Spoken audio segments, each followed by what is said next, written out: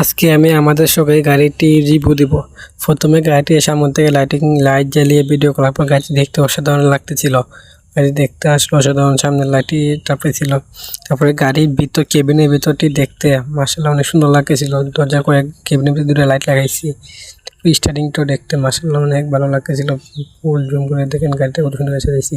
গাড়ির ডাইন চারটে দেখতে না অস্থির লাগতেছিল, লাইটের বাইরে নেই ঝিকিমিকি লাইটের অসাধারণ জাদু কেমন লাগতেছিল দেখেন আসলে অনেক সুন্দর লাগতেছিল। গাড়ির ডাইন চারটি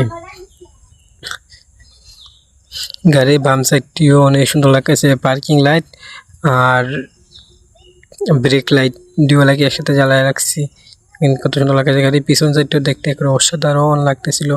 গাড়ি নতুন গাড়ি, প্রায় 2 মাস হয়েছে। গাড়ির দেখেন কি সুন্দর লুক দিতেছে লাইটিং করার পরে, অস্থির লোক।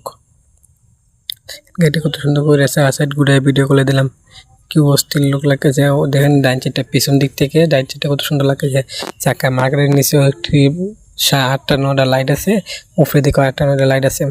কত একটা ভালো লাগছে গাড়ি দেখতে। গাড়ি সাজাইলে অনেক সুন্দর লাগে, মাশাআল্লাহ মাশাআল্লাহ। আমার শোকে গাড়িটা অনেক সুন্দর করে সাজানো হয়েছে।